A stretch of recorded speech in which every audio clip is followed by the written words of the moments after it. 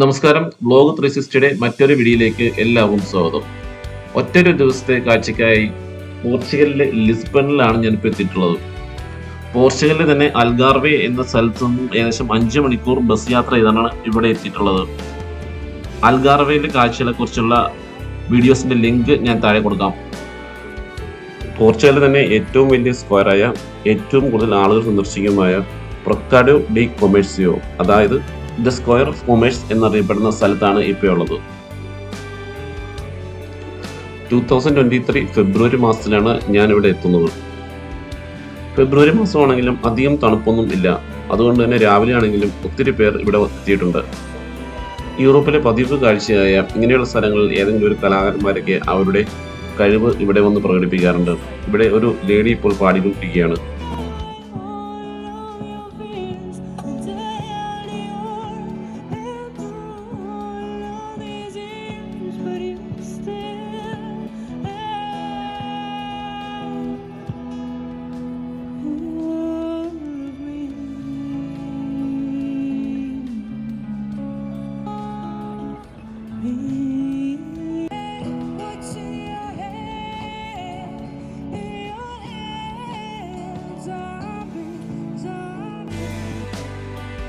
ടഗസ് നദിക്ക് അരികിലായി അവിടുത്തെ ഹാർബറിനെ ഫേസ് ചെയ്ത് നിൽക്കുന്ന ഏറ്റവും വലിയ സ്ക്വയറാണ്, ലിസ്ബണിലെ ഏറ്റവും വലിയ സ്ക്വയറാണ് ഇത്. 1873 പൂർത്തിയാക്കി എന്ന് പറയുന്ന ഈ സ്ക്വയറിന്റെ ഏരിയ ഏകദേശം 30,600 മീറ്റർ സ്ക്വയർ ആണ്.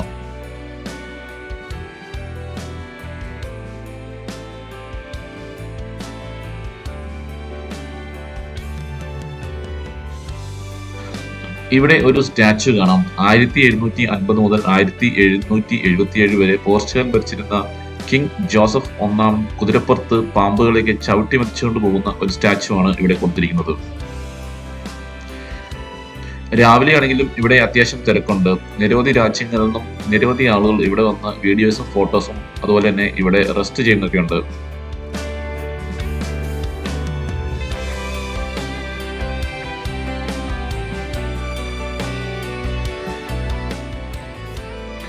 ഈ കാണുന്ന കവാടത്തിന് ഉള്ളിലൂടെ കടന്നു കഴിഞ്ഞാൽ നിരവധി കച്ചവട സ്ഥാപനങ്ങളും അതുപോലെ തന്നെ സ്ട്രീറ്റ് ഫുഡും ഒക്കെ നമുക്ക് ഇവിടെ കാണുവാൻ സാധിക്കും. ഇങ്ങോട്ടേക്ക് എത്തിച്ചേരാനുള്ള ഏറ്റവും എളുപ്പമാർഗം എന്ന് പറയുന്നത് യൂബർ ബുക്ക് ചെയ്യുക എന്നുള്ളതാണ്. പോർച്ചുഗലിലെ പ്രത്യേകിച്ച് ലിസ്ബണിലൊക്കെ ട്രാവൽ ചെയ്യാൻ ഏറ്റവും ബെസ്റ്റ് അതുപോലെ തന്നെ ചീപ്പും യൂബർ തന്നെയാണ്. ഒത്തിരിയേറെ ഇന്ത്യക്കാരും ബംഗ്ലാദേശികളും പാകിസ്ഥാനികളും ഇവിടെ യൂബർ ഓടിക്കുന്നുണ്ട്. യൂബർ സേഫ് ആണ് എന്ന് മാത്രമല്ല, അതിലെ ഡ്രൈവർമാർ നമുക്ക് അത്യാവശ്യം അവിടുത്തെ കാര്യങ്ങളൊക്കെ, കാണേണ്ട സ്ഥലങ്ങളൊക്കെ പറഞ്ഞു തരും. പോർച്ചുഗലിൽ വരുന്നവർ തീർച്ചയായും കണ്ടിരിക്കേണ്ട ഒരു സ്ഥലം തന്നെയാണ് ഇത്. ഇവിടെ മിക്കവാറും എല്ലാവരും നടന്നാണ് ഇവിടെയുള്ള സ്ഥലങ്ങളൊക്കെ കാണുന്നത്. കാരണം ഇങ്ങോട്ട് എല്ലായിടത്തേക്കും വണ്ടികൾക്ക് പ്രവേശനമില്ല. എന്നാൽ ബിൽഡിങ്ങുകൾക്ക് ഇടയിലൂടെ ചില റോഡുകൾ ട്രാമുകൾക്കും അതുപോലെ തന്നെ ചെറിയ വാഹനങ്ങൾക്കും പോകാനായിട്ട് ക്രമീകരിച്ചിട്ടുണ്ട്.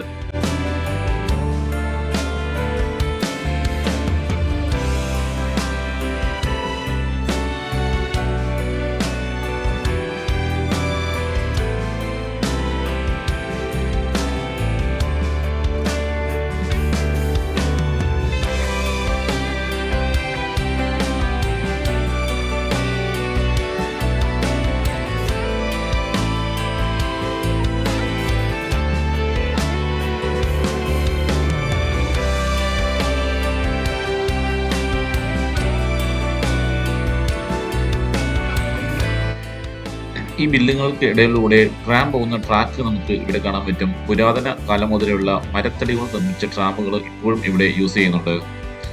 അതുപോലെ തന്നെ യാത്രക്കാർക്ക് വേണ്ടി ഇവിടെ ചെറിയ ചെറിയ മനോഹരമായ ഓട്ടോ പോലുള്ള സംവിധാനങ്ങളുണ്ട്. ഏകദേശം ഒരേ ആകൃതിയിലുള്ള ഇടതൂർന്ന് നിൽക്കുന്ന നിരവധി ചെറിയ ചെറിയ കെട്ടിടങ്ങളാണ്, അതും കളർഫുള്ളായ കെട്ടിടങ്ങളാണ് ഇവിടുത്തെ മറ്റൊരു പ്രത്യേകത.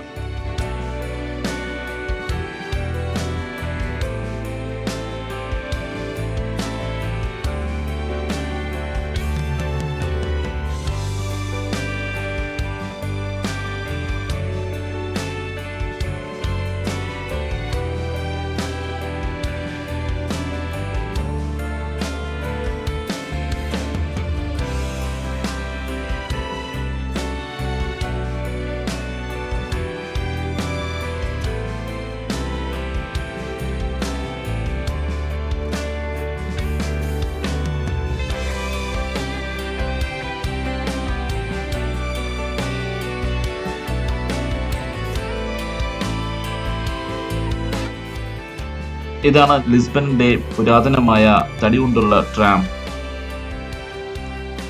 100-ലേറെ വർഷമായി ഇതിവിടെ സർവീസ് തുടങ്ങിയിട്ട്. ലിസ്ബണിൽ വരുന്നവരിൽ ഭൂരിഭാഗം പേരും ഇതിൽ കയറി യാത്ര ചെയ്യാറുണ്ട്. അങ്ങനെ ഇവിടുത്തെ കാഴ്ചകൾ കണ്ട് അടുത്തത് ഞാൻ പോകാൻ പോകുന്നു അൽമാഡ എന്ന് പറയുന്ന ചെറിയ പട്ടണത്തിലേക്കാണ്. അവിടെയാണ് പോർച്ചുഗലിലെ ഏറ്റവും വലിയ സ്റ്റാച്ചുവായ ക്രിസ്റ്റോ റോയ് സ്ഥാപിച്ചിരിക്കുന്നത്. ടാഗസ് നദി ക്രോസ് ചെയ്തിട്ട് വേണം അങ്ങോട്ടേക്ക് എത്തിച്ചേരാനായിട്ട്. അതിനായി ഒരു ഫെറി സർവീസ് ഇവിടെയുണ്ട്. 5 മിനിറ്റ് ഇവിടെ നിന്ന് നടന്നു കഴിഞ്ഞാൽ ഫെറി സർവീസിലേക്ക് എത്താവുന്നതാണ്. ഇനിയിപ്പം ഫെറി ഉപയോഗിക്കേണ്ടാത്തവർക്ക് ടാക്സി പിടിച്ചും അങ്ങോട്ട് എത്തിച്ചേരാവുന്നതാണ്. ഫെറിയിൽ കൂടി പോയാൽ ഈ കാണുന്ന ടാഗസ് നദി ക്രോസ് ചെയ്ത് പോകണമെങ്കിൽ ഫെറിയിലൂടെ നിന്നുള്ള കാഴ്ചകളും കൂടി നമുക്ക് ആസ്വദിക്കാൻ സാധിക്കും. ഫെറി ഇറങ്ങിയതിന് ശേഷം അവിടെ നിന്നും ബസ് പിടിക്കണം. ബസ്സിൽ കൂടി കയറി ഒരു 10 മിനിറ്റ് യാത്രയ്ക്ക് ശേഷം മാത്രമേ നമുക്ക് ക്രിസ്റ്റോ റോയിലേക്ക് എത്തിച്ചേരാൻ സാധിക്കുകയുള്ളൂ.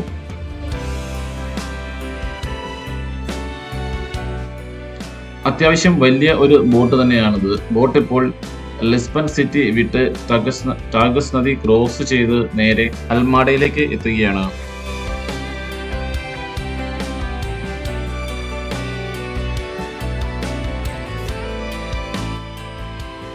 ദൂരെ ക്രിസ്റ്റോ റോയ് സ്റ്റാച്ചു നമുക്ക് ഫെറിയിലൂടെ യാത്രയിലൂടെ കാണാൻ സാധിക്കാം. അതുപോലെ തന്നെ ലിസ്ബൺ സിറ്റിയുടെ ഒരു മനോഹരമായ കാഴ്ചയും നമുക്ക് ഫെറിയിൽ നിന്ന് കാണാവുന്നതാണ്.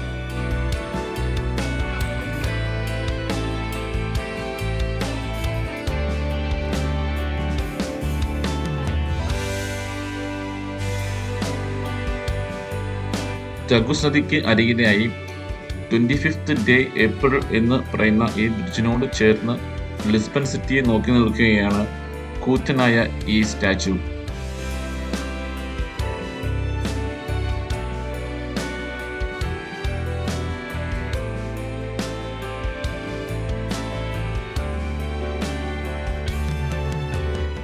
ഞങ്ങൾ വന്ന ബോട്ട് ഇപ്പോൾ ഏകദേശം മറുകരയിൽ എത്തിച്ചേർന്നിരിക്കുകയാണ്. ഇവിടെ നിന്നും ഞാൻ നേരത്തെ പറഞ്ഞ പോലെ ബസ്സിൽ ഒരു 10 മിനിറ്റോളം യാത്രയുണ്ട് അങ്ങോട്ടേക്ക് എത്തിച്ചേരുവാനായിട്ട്. പോർച്ചുഗലിലെ ഒരു മുനിസിപ്പാലിറ്റിയാണ് അൽമാഡ. ഏകദേശം 1,74,000 ആളുകളാണ് ഇവിടെ താമസിക്കുന്നത്. ഇവിടെ എത്തുന്ന ഭൂരിഭാഗം പേരും വിദേശികളിൽ ഭൂരിഭാഗം പേരും ക്രിസ്റ്റോ റോയ് എന്ന് പറയുന്ന ഈ സ്റ്റാച്ചു കാണാൻ തന്നെയാണ് വരുന്നത്.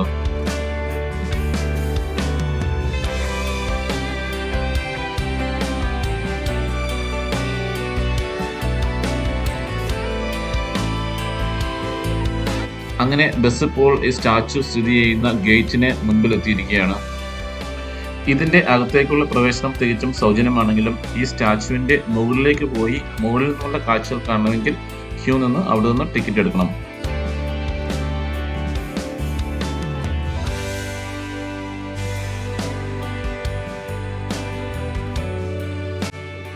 ഞാൻ നേരത്തെ പറഞ്ഞതുപോലെ ടാഗസ് നദിക്ക് അരികിലായി ലിസ്ബൺ സിറ്റിയെ നോക്കി 2 കൈയും വിരിച്ചു നിൽക്കുന്ന ക്രിസ്റ്റോ റോയ് എന്ന് പറഞ്ഞ പ്രതിമയ്ക്ക് 82 മീറ്റർ ഉയരമാണ് ഉള്ളത്.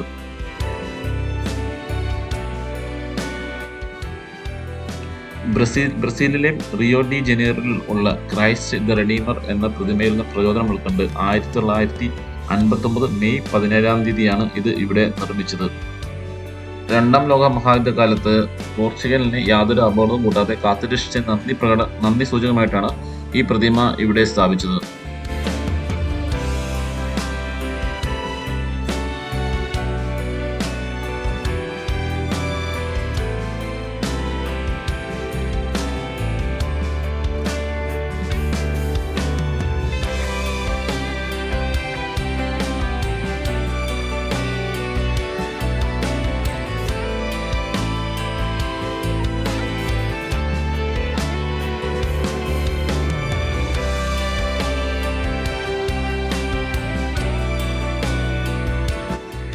ക്രിസ്റ്റോ റോയ് സ്റ്റാച്ചുവിന്റെ കാഴ്ചയിൽ കണ്ട ശേഷം ഞാൻ ഇനി സെന്റ് ആന്റണീസ് ചർച്ചിലേക്കാണ് പോകുന്നത്.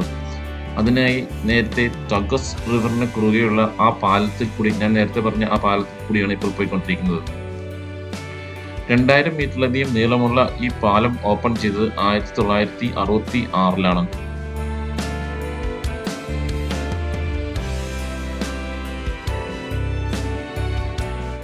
ഈ കാണുന്നത് ലിസ്ബണിലെ ഒരു പ്രധാനപ്പെട്ട റൗണ്ട് അബൌട്ടാണ്.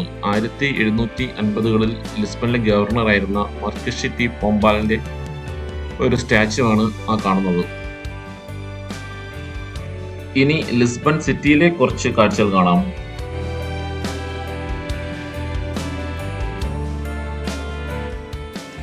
പോർച്ചുഗലിന്റെ ക്യാപിറ്റലായ മനോഹരമായ ഒരു സിറ്റിയാണ് ലിസ്ബൺ. ഏകദേശം 5 ലക്ഷത്തിൽ പരം ആളുകളാണ് 2016 കണക്കനുസരിച്ച് ഇവിടെ വസിക്കുന്നത്.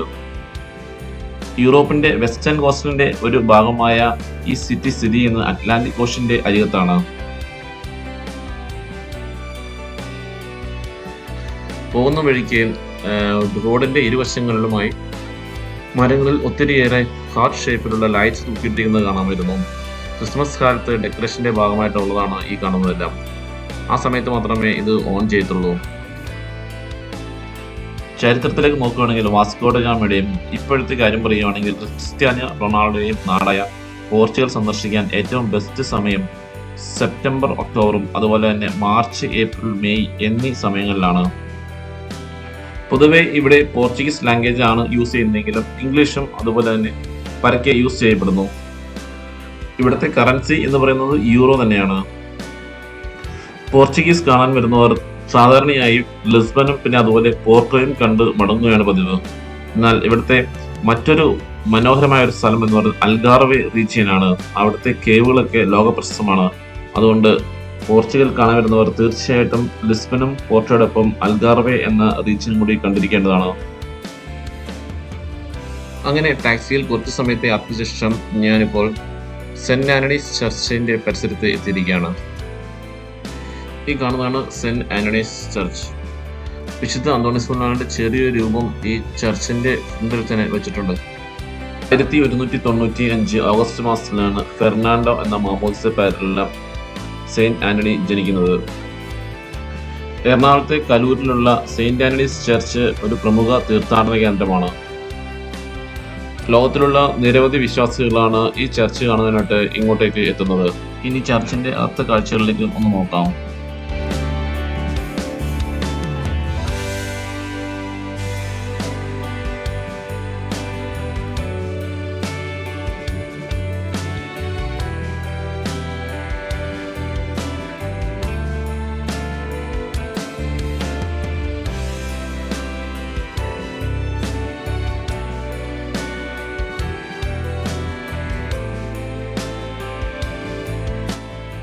പള്ളിയുടെ ഉള്ളിലേക്ക് കയറി ചെല്ലുമ്പോൾ അവിടെ പ്രാർത്ഥന നടക്കുന്നുണ്ടായിരുന്നു. അത് ഏത് ലാംഗ്വേജ് ആണെന്ന് എനിക്ക് മനസ്സിലായില്ല.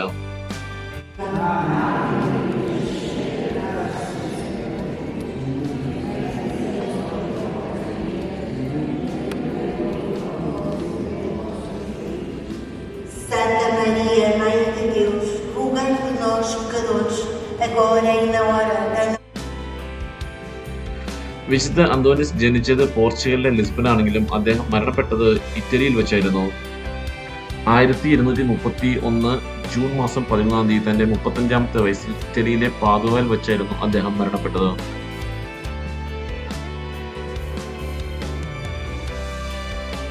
ഇതിന്റെ പുറകിലായി മറ്റൊരു കത്തീഡ്രൽ കാണാം. സെന്റ് മേരി മേജ് എന്നാണ് ഈ കത്തീഡ്രൽ അറിയപ്പെടുന്നത്. പൊതുവെ ഇത് ലിസ്ബൺ കത്തീഡ്രൽ എന്നും കൂടി അറിയപ്പെടുന്നു. 1910 മുതൽ ഇതിനെ ഒരു നാഷണൽ മ്യൂസിയമാക്കി മാറ്റിയിരിക്കുകയാണ്. അങ്ങനെ ഒരു ദിവസത്തെ ലിസ്ബൺ കാഴ്ചകൾ അവസാനിക്കുകയാണ്. മറ്റൊരു വീഡിയോയുമായി പിന്നെ കാണാം.